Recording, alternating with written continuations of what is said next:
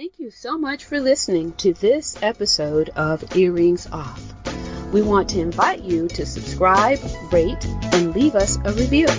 You can find us on Facebook at Earrings Off Podcast and on Instagram at The Earrings Off Podcast. Welcome to Earrings Off. I'm Lou. And I'm Teresa. Let's get started.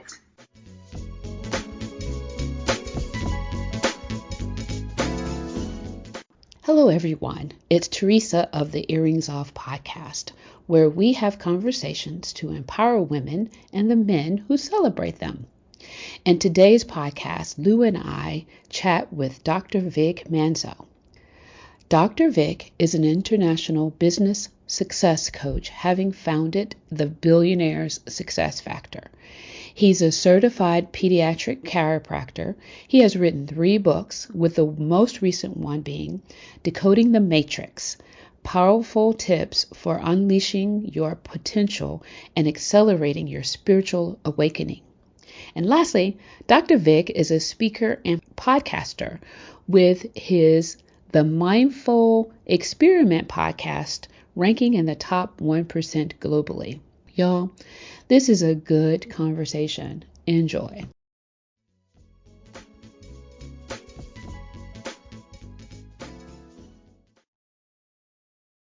Well, hello. Today we are chatting with Dr. Vic Manzo. Dr. Vic, welcome to Earrings Off. Thanks for having me. I'm excited to be here. Thank you. We're going to jump right into the questions. What is the Billionaire's Success Formula? All right. This is one of my favorite ones. So the Billionaire Success Formula is something I fell upon and developed over time. It's like 15 years of my studies and my experience and everything put together to put something in such a simplistic way for individuals to find success. And it ties in things like quantum physics, neuroscience, universal laws, ancient wisdom, mindset, subconscious, limited beliefs. There's a ton of things in this. But what it is in society today, if it's in business, if it's in relationships, if it's in your health, we always look at the doing side of things. Like, how do I make more money? How do I do this? How do I do that? And in the formula, it goes against that in a sense. We need action. Don't get me wrong. You have to have action. But there's another part of the formula, which I'll break it all down. It's basically your vibe, your consciousness level, your frequency, things like that. That times your mindset. And this is things like, what you focus on, your limiting beliefs, your subconscious mind. So we got the vibe, which is your thought and emotions. And in your vision in life. So when you multiply that together, you actually square that. So it's VM squared. And then you'll multiply that by inspired action, because you have to take action, right? If you just sit on a couch and get the first part beautifully correct and you don't take action, nothing's going to happen. You're going to cancel everything out. Just like if you don't have the right mindset, let's say you don't focus there, but you're doing the action and maybe you're trying to focus on vibe, you're going to cancel everything out. So it's needed, but it's just the vibe and the mindset part's the biggest component. And when you multiply it by action, that's going to equal success. And you can see that just by it. If you just focus on your mindset a little bit, and let's say you just double that, you're actually going to have at least 4 times growth, because you're squaring 2 times 2.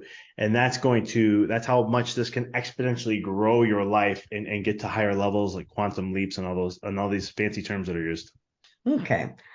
This next question is one I'm particularly interested in. What is the quantum world? Talk to us a bit about that.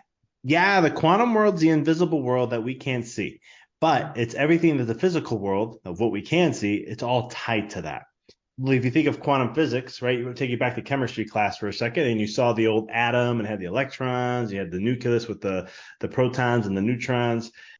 What quantum physics is, they went deep past that and they saw these subatomic particles, and then they went deeper into it, and there was just like this energy. And they're like, it's just vast space. So they call it quanta, and it's a form of energy. That is like the building block to all things in our physical world. Because what in the spirit, ancient wisdom stuff, they used to say that everything comes from the non-physical to the physical. Well, we know that to be true now, and quantum physics has proven it.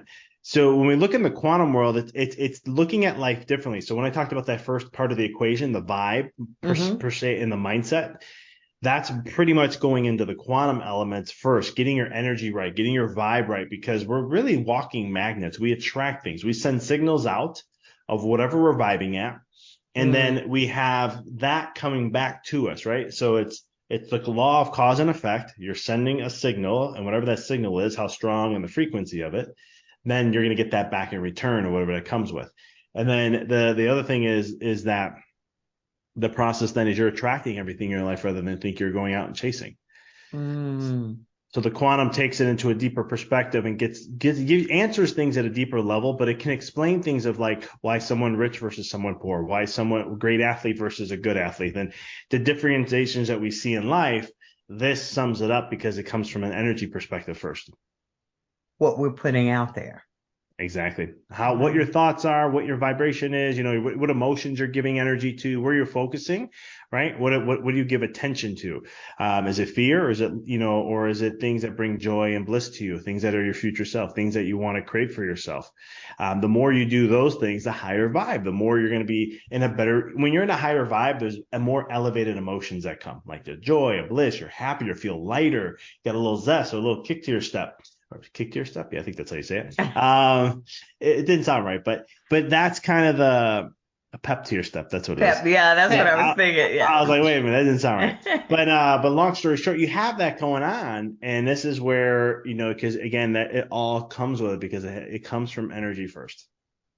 Okay. So are you saying that, it sounds pretty simple, but is it really, right? I'm having a hard time articulating exactly what I'm thinking, but is it as simple as tapping into your energy that makes you successful, that can make you successful? Absolutely. The hard part to it is we've been taught differently, and that's what makes it hard. Okay. Right. Could you just say more about that? Yeah. So like, here's an example, right? So you have 50 to 70,000 thoughts that go on every single day. Yeah. That's how many thoughts you have, right? Now, everyone's like, my God, how do you stop that? You're never going to. But what you can do is you can focus on which ones align more to what you want to see in your life versus the ones that don't. That's a whole starting point, because thoughts have a frequency, thoughts have a vibration, and I can prove it easily. I want you to think of something really, if you don't mind, I'll prove how this works. Okay. I want you to think of something really quick that makes you, something that you love, something that you appreciate, just something that warms your heart. Maybe it's a kid you have, or a spouse, partner. Maybe it's something you like to eat. Who knows? But you're thinking of something. Got something in your mind? Yeah, I do. How do you feel? Happy. Good. Yeah. Good, right? You feel good. Inside. Yeah. You probably feel something somewhere in your body. Like mine comes from my stomach and heart, in between there. It's like a little butterfly type feeling. A little bubbly. You all have that. So that's how a thought can change our mood. It can shift our state, just like that. You just shifted your energy, because I made you associate the thought, and I tied that to something you love. With love is a very high vibrational frequency on an emotional scale. So now all of a sudden, not only did you just think about it, but you had the feeling come with it. And then all of a sudden, you're like, yeah, I feel good. I feel lighter, right? And we can do the opposite of this. I'll have you think of something that disgustes you, or something that you just can't stand. Let's use the word hate. It's a very strong word, but if you use that word, think about it for a second. Get that in your mind, just to see it. Got that image there? Got thinking of something or someone or whatever it may be? How do you feel? Annoyed. Annoyed. Not good. Like, right? You might say to me, I go like, for me, it's like slime on me, and I'm like, just get this off me. I don't want that on me. Yeah. Right? And so that's how, and all it was is I shifted your energy to think about something negative that you see, again, this is a whole nother concept, that you see negative. And so what does that do? It brings your vibe down, because the emotional response was there, letting you know, here's where your vibe is. So your emotions are always your guidance to let you know where your vibration is and where you are, how you are aligned into what you're doing, versus, some people feel like, I just have to get things done. I have to go do this. I have to get this, right? And you're very tense about it. That's when we're not in alignment. It's a very simple process. It's just like in health, as being a chiropractor, when I teach health, I'm like, health is simple. Health is the simplest thing in the world to have. The problem is we've overcomplicated it. And now it's to understand health at a level from a vitalistic standpoint of what chiropractors do, versus like allopathic, which is reduction, like looking to the smallest compartment to be the why. We look at the whole and say the whole needs to be taken care of. Mm-hmm. But understanding that is so complex to us as humans because we've been conditioned a certain way. So I mean, the whole doing movement started in hard work movement and hard effort. It was like 1900, maybe just before that, where they started to talk about it more. Henry Ford was talking about it and all these other people. Hard work is what makes people successful. And so we've been indoctrinated with that. And that's just not, we look at it and say, well, I'm going to fix that. Well, you can, but you also have genetically that's been passed down because after a certain period of time, that gets coded into the genes. And now your experiences of, hey, this is what life, this is, you got to work, you're passing down experiences when we give to our offspring. So that's another thing that gets imprinted. This is something called epigenetics. And so there's a whole thing to this. That's why, again, coming all back to the simple question you asked, it is simple, but it is hard. It comes off hard because it's something that we're not used to. Right. It's different. And you mentioned, Dr. Vic, about us having all of these thoughts every day. But how do you become aware and change a limiting belief? How do you do that when you're having all of these thoughts constantly? Yeah, first we got to become aware. So the awareness comes from pattern. You just start to see a pattern in your life in some way, shape, or form. So let's say you have a limiting belief about money, right? You might have heard money does only grow. You think money grows on trees or money, whatever that relationship or whatever that belief has been told that we've downloaded into us. So what happens is you'll start to see that money is not, you don't have an abundance of it. Or this is what I see with, sometimes I work with clients on this. Their business grows. They'll double in sales. They'll triple in sales in a year. They're having massive growth, but they look at their bank account and nothing's there. Like they don't have anything to show proof of it. And they're like, I don't understand. I'm making more money, but it's not showing up. How's this happening? And there's a limiting belief that your mind has to continue to be showing you proof, right? But if you become aware of that and say, okay, well, I got to look at this. And this is what happened to me. My business was growing, but my bank accounts weren't. And I was just like, there's something wrong here. And I was like, am I doing something wrong? And then all of a sudden I started to remember about beliefs. And I'm like, you know what? Let me go see if there's something there. So I'm online looking up, I'm searching, and I'm like, what's the top 10 limiting beliefs? And all of a sudden I find a list and I'm reading it. And I'm just intuitively feeling. We talked about how I shared with you guys how to feel things, right? So I'm like, what feels that butterfly type feel? That means I'm resonating with something and it's true for me. And I'm reading. I had 9 out of 10 of those. And I'm like, oh my God, I remember so-and-so used to say this. Oh my God, I remember when I was told this. And I'm like, okay, well, I can't do all at once, but I can start one at a time. And so once you become aware, then it becomes, well, limiting beliefs only exist because you're giving power to them. So all you do is change it, choose something more empowering. Now, again, that's simple. Okay. It's not easy, but it's simple to do because all you're doing is saying, okay, well, I gave power here. Well, now I'm going to give my power over here. This is what I believe to be true. The reason why it's not easy is because your brain, your subconscious specifically, hasn't been reconditioned. So now we have to build habits. We have to create reminders. So one of the things I love to share with my clients, and I share this often, I recommend like getting like a rubber band or some sort of like a bracelet that has a give to it. And what you do is you wear it, and anytime you get that feeling or you give it attention to a thought it's relating to this limiting belief or anything along that nature, you're going to do either one or two things. Now, the brain's always looking for pain or pleasure. That's how it remembers things. So we're going to use the pain mechanism to work on this. So we can literally cause pain, and for some people that works, where you just take a rubber band, just a quick little snap on the wrist. It gets your brain's attention, it alerts it, and then it's like, okay, yeah, what was I thinking? Yeah, this is no good. Okay, so it's going to slowly start to associate with that. If you don't like snapping yourself, that's okay. I don't recommend this. Just switch the bracelet or rubber band to the other side. Eventually, you're going to get annoyed because you're like, oh my goodness, I did it again, man. Let me put this back over here. And again, you're creating a not fun experience. So eventually what's going to happen is you're going to start to be mindful of your thoughts a little more, mindful of giving energy to that. And every time it shows up, I'll tell my clients, let's go to that empowering belief. What is it that you're declaring? This is your new path. This is your new code. Remember, this is going to always want to pull you back into the old self. We're moving forward. You just got to keep declaring it. And eventually over time, every time you do that, every time you do a pattern interrupt, every time you make those changes, you are slowly rewiring your brain to making that be true for you. And then once you're done with one, you go to the next. Once you're done with another, you go to the next.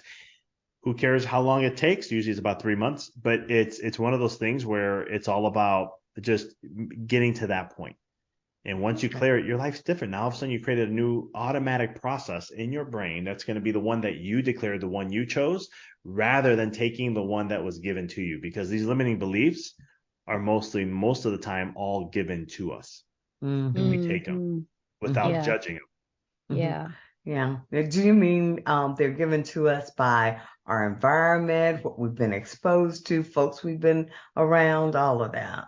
Family, friends, our environment, the town we grew up, the area we were at, the times and all that with humanity and everything. All that conditions that mind, and we take on beliefs based on what we see in our experiences. Right. Yeah. Wow. Okay. How do you, what do you laugh? What's funny? What are you laughing No, about? you just said, wow. I mean, it's a lot, but. Well, so I'm thinking, I mean,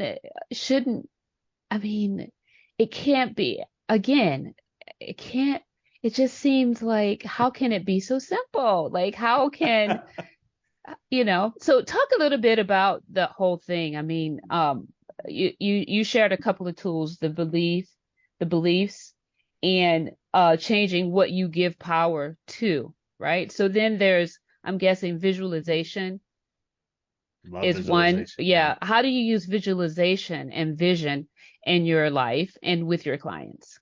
Yeah, so we work on vision because if you look at me studying just old spiritual texts, the Bible, other religions and stuff, and other scriptures, vision comes up a lot. Proverbs 29 verse 18 says people without a vision will perish. Yeah. Right. And so we have to have some sort of vision. And the reason why that vision is so important also is there's some neuroscience here. The brain can't tell the difference from what you're seeing and what you believe to be in your reality at this moment, even if it's, let's say, the bank account's negative or whatever that may be. If you visualize yourself having a bank account with $1 million and you get really into the feelings and the emotions and everything tied to that, the brain's doesn't know the difference of which one's real. So using visualization, we can create a reality in our mind then that what we want to create. And so what I teach my clients a lot is, who's that future self that you want to be? Who's that individual? How do they walk? How are they being? How do they think? How do they react to things? Right? How are they showing up every day? And I'm like, what I want them to do then is I want them to create, and not just in business, not just in money, not just in a career, but I'm also like, how do they show up in their relationships? How are they physically? How is their health? How are they showing up there? How's their mindset? What are they, again, focus stuff on what they're giving attention to. And then I'm like, you want to embrace that and get those emotions. We talked about those emotions we shared earlier about something you love, right? And things like that. So I want to get those elevated emotions going and start to connect with that and just see your life in that way. How are you, that individual, enjoying life, and what are you doing? And start to create that in your mind and get used to it. In the beginning, it's kind of hard sometimes because you're kind of like, you're saying it and you're thinking it, and then you got the inner critic coming in telling you, yeah, okay, whatever. That's just a bunch of you know what. And it's one of those things that, but as you get ingrained into the experience, the more you can get the senses in, the more you can do that, the more you're tricking the brain to think that's real. And there's a ton of studies that support this. I shared a couple in one of my books, but they've done it with basketball players shooting free throws. One practiced an hour a day. One did visualization an hour a day. Yeah, I've heard of that. Right. And it was I think it was at the University of Chicago. And all of a sudden they went, and at the end of the competition, they went to compete again at the end, and they both were the same. Right. Or you have one, this is one that always fascinated me, especially being a chiropractor, understanding physiology and muscle physiology. They did a study with someone testing their biceps, right? And I can't remember exactly what it was. I think it was like an hour or maybe a half hour. I think it was something like that. They worked out for a certain period of time and then retested the strength. The ones who did the workouts gained like 23, 25%, give or take. The ones that didn't work out but did visualization, well, they got a positive effect too. It wasn't the same, but they gained like 13.5% in strength doing nothing. So this is how we can trick the mind and play off things to go ahead and use that rule. And we can make that happen in our life. So we can do it in skill. We can do it in learning an instrument because they've done studies on that. We can do it with even our own bodies and working out and trying to get to where we want it to be. Does that help a Okay. little bit? It Yeah, does. helps a Does. lot. Hmm. Dr. Vic, those are all of the questions that we have for you, but please, if you have any information that you want to share with our audience, please share about your books and how folks can get in touch with you. No, thanks. Yeah, my website's everything. So it has everything there. Empoweryourreality.com. You can find my books there. You can find classes that I have. You can find my podcast I have up there. And even social media. It's in the bottom left corner of my website to connect in any way, shape, or form. But that's the easiest way to connect with me, see what I'm up to and what I'm doing, and come into my little ecosystem. Very good. Thank you so much for taking some time to chat with us today. No, thanks for having me. This was fun. Excellent information. Thank you. Take good care. You too now.